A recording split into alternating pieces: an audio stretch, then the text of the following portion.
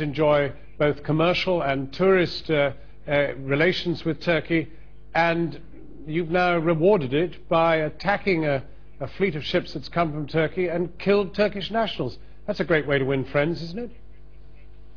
Yes, this is unfortunate indeed.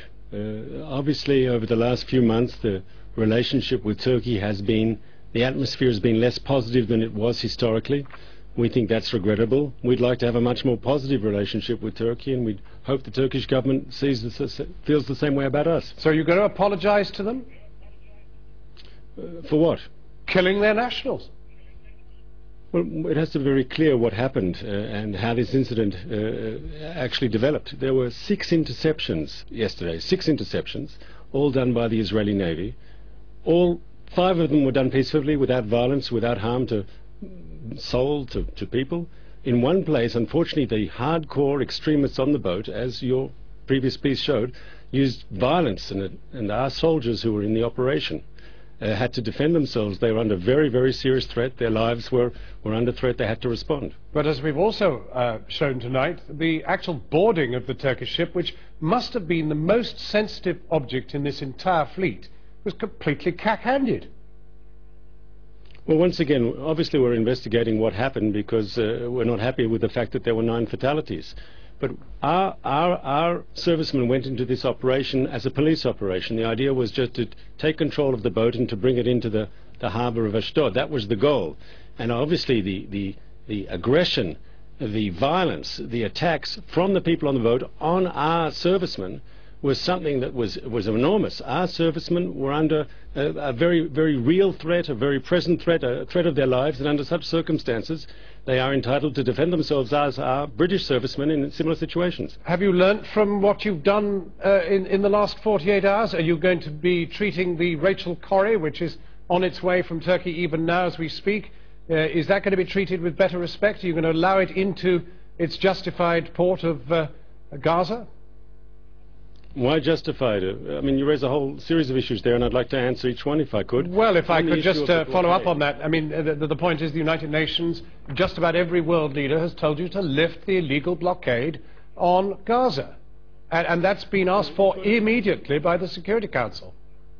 So, first of all, a blockade is a legitimate tool when you're in a conflict, and of course you know that we're in a conflict with that Hamas regime in Gaza. There's a state of conflict. The United Nations, according to the United Nations rules, a naval blockade is totally legitimate form of international behavior. It even appears, I believe, in Article 47 of the United Nations Charter. To say that it's illegal, I don't know exactly what you're talking about. As to the sanctions on the Gaza Strip, they are a response to violence from Gaza into Israel. That's also a perfectly legal form of international behaviour. Well, what are you going to do about the Rachel Corrie if it attempts to go in? What are you going to attempt to do to the Corrie?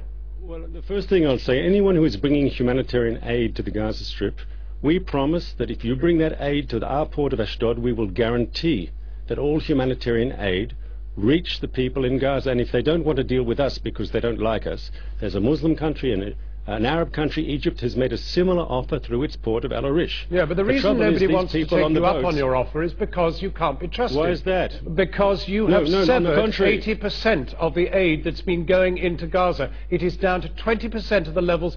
This is according to the International Red Cross and the United Nations. It's down to 20% of levels before you started strangling the place. Let's be very clear here. They don't want us to take us up on the offers because they want to make a political statement to break the blockade. It's not because they don't believe the aid won't be delivered. And may I just explain to viewers why we need that blockade, if you'll allow me?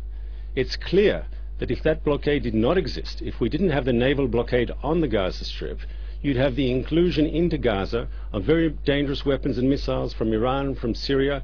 You know that from the Gaza Strip, thousands of rockets had been fired on Israeli cities, on Israeli civilians.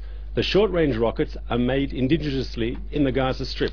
The longer ones, the more dangerous ones, those ones with the most powerful warheads, are military-range Grad rockets. They come, of course, from Syria, from Iran. Right. We have to check cargo going into the Gaza Strip. Let me ask you this then. If your allies, the Turks, and they are still technically allies, decide to accompany the next flotilla with a warship, what are you going to do? Because they're saying they're going to. Sort of hypothetical is... No, they are saying, they're actually saying... The Prime Minister said in Parliament today that the next flotilla will very likely be accompanied by a Turkish warship. What will you do?